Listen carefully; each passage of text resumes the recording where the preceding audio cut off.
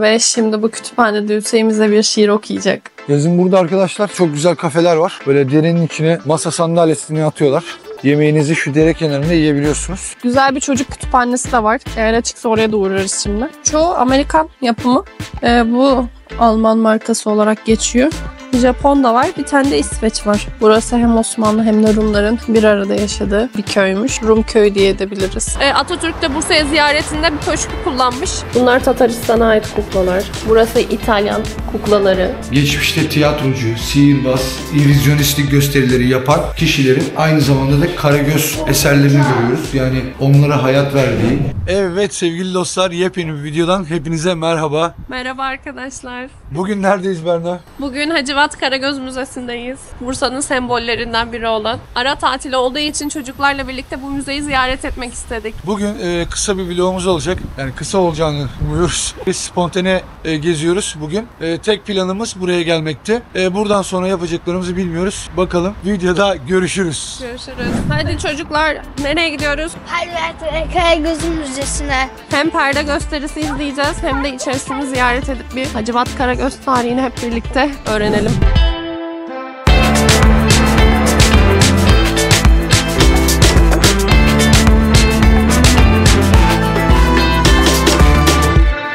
Evet, şu anda Hacivat Karagöz Müzesi'nin içine geldik.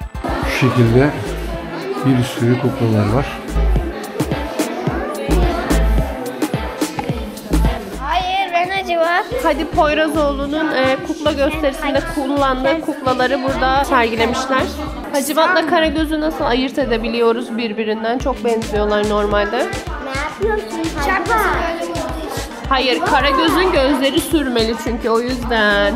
Zübeyir. Gölge oyunların oynanış şekli, işte tarihteki yerini resmeden burada anlatan yazılar var arkadaşlar. Karadağ.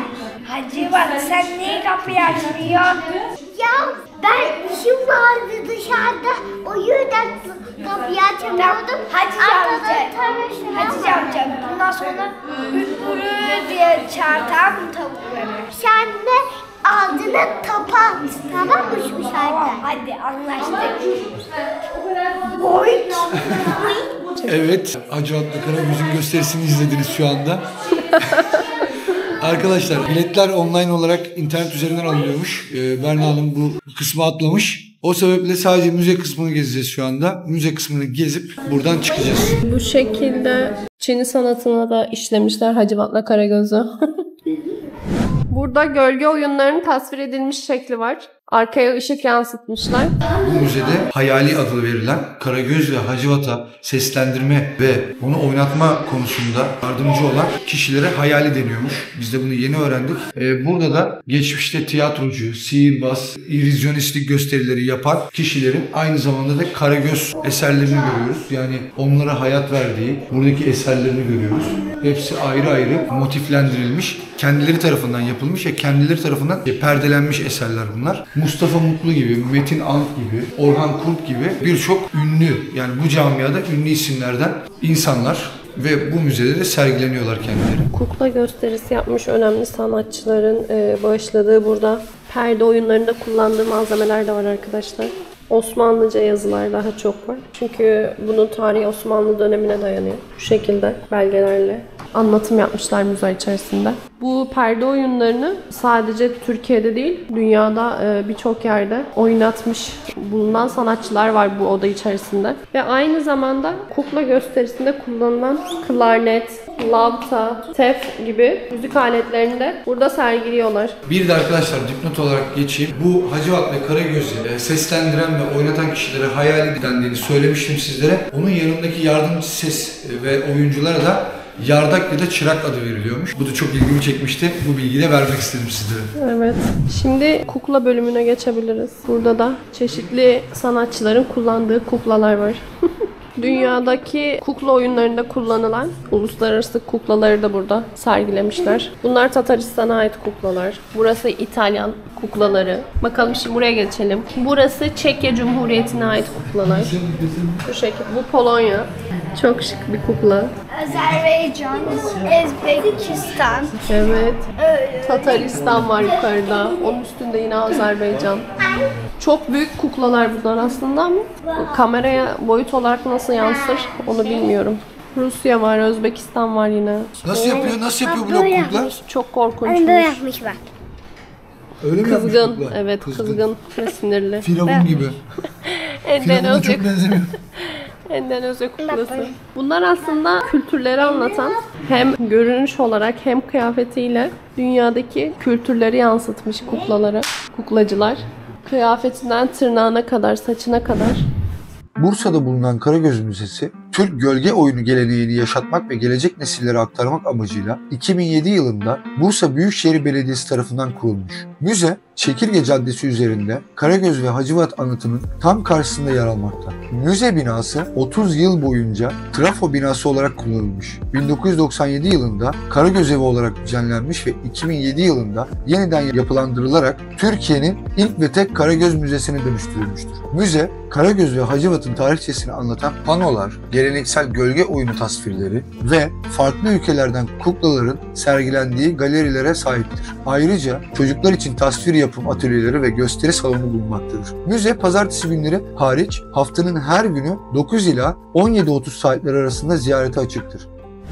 Evet arkadaşlar, şu an Atatürk Evi Müzesi'ndeyiz. Burası Çekirge Kükürtlü Caddesi üzerinde bulunuyor yine. Az önce Hacivat Karagöz'ü gezdikten sonra buraya da uğramak istedik. Çünkü aynı cadde üzerinde bulunuyor ikisi de. 3 dakika araları var. Evet, Bursa'ya uğradığınızda mutlaka ziyaret etmenizi tavsiye ederiz biz. Atatürk de Bursa'ya ziyaretinde bir köşkü kullanmış. Köşk 19. yüzyılda yapılmış. Atatürk Bursa'ya ziyaretlerinde bu köşkü kullandığı için daha sonra belediye burayı satın alıyor ve Atatürk Müzesi'ne çevriliyor. Atatürk şu an içeride bulunan eşyaların %90'ını ortalama kullanmış. Şimdi hep birlikte müzeyi gezelim. Hadi bakalım. Bursa'nın zarif köşelerinden biri olan Atatürk Köşkü, Çekirge Caddesi üzerinde yer alır ve 19. yüzyıl Fransız mimarisinin eşsiz detaylarını yansıtan görkemli bir yapıdır. 1895 yılında Miralay Mehmet Bey tarafından inşa edilen bu köşk, tarih boyunca önemli anlara tanıklık etmiş. Atatürk'ün Bursa ziyaretlerinde adeta bir yuva olmuş. Köşk, bodrum ve çatı katının yanı sıra 2 ana kattan oluşur. Giriş katında konuklarını karşılayan zarif bir kabul salonu ve dinlenme odası yer alırken üst katta Atatürk'ün kişisel kullanımına ayrılan yatak ve çalışma odaları dikkat çeker. Bu odalarda Atatürk'ün Bursa ziyaretlerinde kullandığı orijinal eşyalar dönemin ruhunu hala koruyarak sergilenmektedir. Müzeyi ziyaret ettikten sonra burada hediyelik eşya bölümü oluşturmuşlar. İçeriye para atarak alışveriş yapabilirsiniz. 20-24 Ocak 1923 tarihleri arasında Atatürk Bursa'yı ikinci kez ziyaret ettiğinde bu köşkte konaklamış ve burada önemli kararlar almıştır. Dönemin belediye başkanı Hasan Sami Bey'in girişimiyle köşk Atatürk'e hediye edilmiştir. Ancak Atatürk vefakar bir lider olarak 1938 yılında Bursa'ya yaptığı son ziyaretinde bu kıymetli yapıyı belediyeye bağışlamıştır. Cumhuriyet'in 50. yılı olan 29 Ekim 1973'te köşk müze olarak ziyarete açılmış ve günümüzde Bursa'nın en nadide sivil mimari örneklerinden biri olarak tarih severleri ağırlamaya devam etmektedir. Atatürk Köşkü yalnızca mimari zarafetiyle değil, Atatürk'ün anılarını yaşatan atmosferiyle de ziyaretçilerine büyüleyici bir deneyim sunmaktadır. Bursa'ya yolu düşen herkesin mutlaka görmesi gereken bu köşk hem bir tarih yolculuğu hem de Cumhuriyet'in izlerini keşfetme fırsatıdır. Atatürk Köşkü geçmişten günümüze uzanan bir miras olarak bizleri adeta tarihle buluşturdu. Evet arkadaşlar, şimdi müzeden de ayrıldık. Hamburger yiyeceğiz. Ben karar verdim. Lokman hamburger yiyecekmiş. Ama AVM'den. AVM'ye gitmeyelim ya. Ben sevmiyorum AVM'leri Lokman. Sen AVM'leri seviyor musun? Seviyorum. Yapma yahu.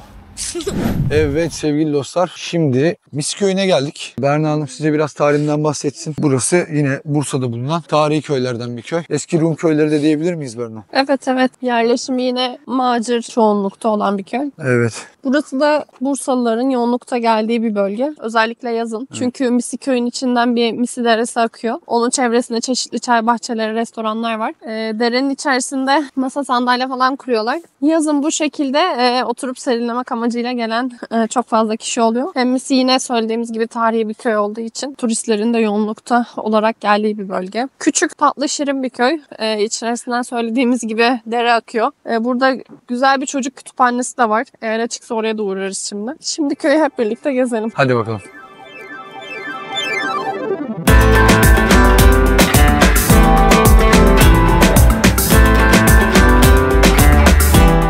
Şimdi Misi köyün içine doğru yürüyoruz. Burası da derenin aktığı yer. Köyün tam ortasından akıyor. Böyle güzel bir doğası var.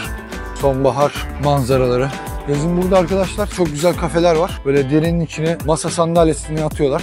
Yemeğinizi şu dere kenarında yiyebiliyorsunuz. Böyle de keyifli bir yer. Tavsiye ederim. Bursa'ya yolunuz düşerse Misköy'e de uğrayın. Burası da köyün tam meydanı arkadaşlar.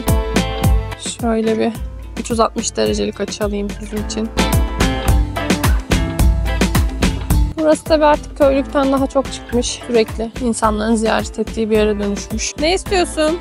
Köyün kahvesi bile güzel. Şu mavi renkteki bina çocuk kütüphanesi. Eğer açıksa Zübeyir'le oraya bir uğrayacağız. Küçük gibi görünüyor. Misi'nin diğer ismi Gümüştepe diye de geçiyor. Eski ismi Misi. Burası hem Osmanlı hem de Rumların bir arada yaşadığı bir köymüş. Rum köyü diye de biliriz eski tarihinde. Arkamdaki cami 19. yüzyılda yapılmış. Şu minaresinde tarihi var. Tabelayla anlatmışlar köyde bulunan müzeleri. Sol tarafta edebiyat, sağ tarafta çocuk kütüphanesi var. Arkamda da hemen fotoğraf müzesi var. Önce bu müzeye girelim hep birlikte. Evet, şöyle küçük bir fotoğraf sergisi müzesini geziyoruz. Teması doğa içerikli fotoğraflar. Fotoğrafçılıkta kullanılan aletler var burada. Karanlık oda emniyet lambası diye geçiyormuş bu arkadaşlar. Gaz yağı ile çalışıyor. Nereden nereye diyoruz? Bu da eski fotoğraf makinelerinden. İşte onların filmleri, flaşları, ampulleri, pilleri falan. O tarz malzemeleri bu şekilde sergilemiştim. Baban gizli odada mıdır? Size sürpriz mi yapacakmış? 1956 yılında üretilmiş 2 flaşlı bir fotoğraf makinesi. Onunla çekilmiş fotoğraflar bu şekilde çıkıyor. Şöyle eski makinalardan birkaç tanesini göstermek istiyorum size. Genelde çoğu Amerikan yapımı. Bu Alman markası olarak geçiyor. Japon da var. Bir tane de İsveç var. Ama bunlar daha çok Amerikan yapımı. İlk fotoğraf deniliyor tarihte. 1826 yılında çekilmiş. Çok ilginç fotoğraf makineleri görüyor musunuz? Bu büyüteç, daha doğrusu fotoğrafı yakın görmek için yapılmış. Zübeyir görüyorsun değil mi? Türkiye'deki önemli fotoğrafçıların birkaç resmini burada sergiliyorlar şu an. Aragüler'i biliyoruz çoğunlukta hepimiz. Bir sosyal medya popülerliği de oluşmuştu bir dönem. Onun da fotoğraflarını burada sergilemişler. Bu 2 tanesi ona ait. Bu da çok eski bir fotoğraf. 1936 yılında çekilmiş, Bodrum'a ait. Yeldeğirmeni'ne ait bir fotoğraf. Bu da Bursa'yı gösteren fotoğraflardan. Fark ettiniz mi? Bak, bu Ayakkabıcılar Çarşısı. Burası Ulu Cami avlusu. Altında yazıyor. Burada karanlık oda ile birlikte fotoğrafın doğuş tarihini anlatan bir metin oluşturmuşlar. Fotoğraflara bakar mısınız? Renkli fotoğrafın ortaya çıkışından bahsediyor. İlk renkli baskı kaç yılında olmuş? 1907 yılında fotoğraf sergisinde şu an küçük bir kütüphane oluşturmuşlar. O odaya giriyoruz. Ve şimdi bu kütüphanede Hüseyin'imize bir şiir okuyacak. Başım dağ, saçlarım kardır. Deli rüzgarlarım vardır. Ovalar bana çok dardır. Benim meskenim dağlardır. Şehirler bana bir tuzak. İnsan sohbetleri yasak. Uzak olun benden, uzak. Benim meskenim dağlardır. Kalbime benzer taşları. Heybetli öter kuşları. Göğe yakındır başları. Benim meskenim dağlardır. Yarimi ellere verin. Sevdamı yellere verin. Elleri bana gönderin. Benim meskenim dağlardır. Bir gün kadrim bilinirse, ismim ağzına alınırsa, yarim soran olursa, benim meskenim dağlardır. Sebahattin Ali. Huzurlarınızda. Bu kitapların hepsi fotoğrafçılık üzerine. Bak, orada şundan bahsediyor bu fotoğrafta. Hangi lensle, hangi fotoğraf makinesiyle bu fotoğrafın çekildiğini anlatıyor.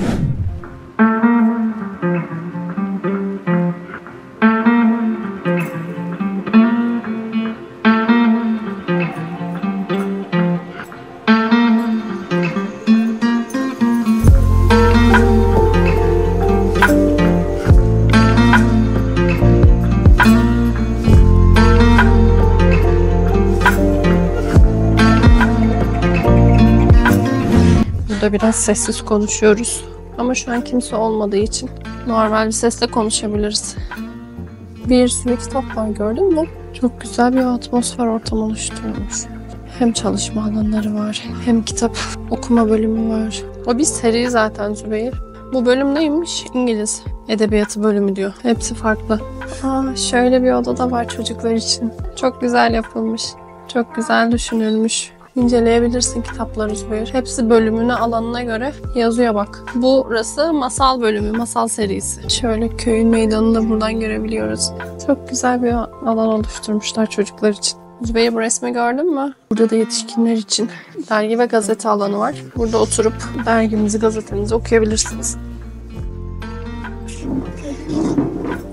Lokum sana ait bölüm alt kattaydı. Çok güzeldi, gördünüz mü?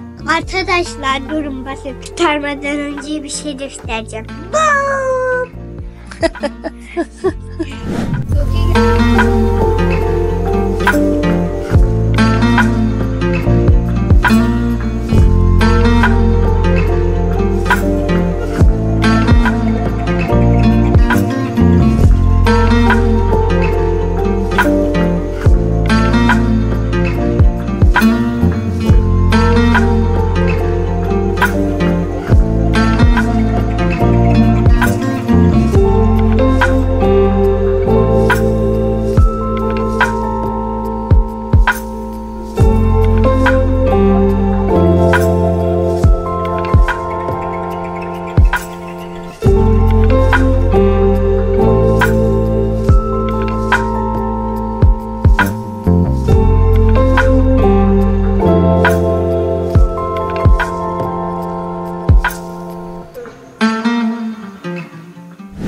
Evet sevgili dostlar, bu kısa videomuza eşlik ettiğiniz için hepinize çok teşekkür ederiz. Kanalımıza abone olup beğenmeyi unutmayın. Yorumlarda görüşürüz. Allah dua edin arkadaşlar. Bolca yemek versin bize. İzlenmelerimiz çok yüksek arkadaşlar. Gerçekten çok güzel. Hepinize çok teşekkür ederiz bu konuda. Videolarımızı beğendiyseniz beğen butonuna basmayı unutmayın lütfen. Ve yorumlar bizim için önemli. Muhakkak ufak da olsa yorum yaparsanız çok seviniriz. Hepinize çok teşekkür ederiz. Bir sonraki videoda görüşmek üzere. Hoşçakalın.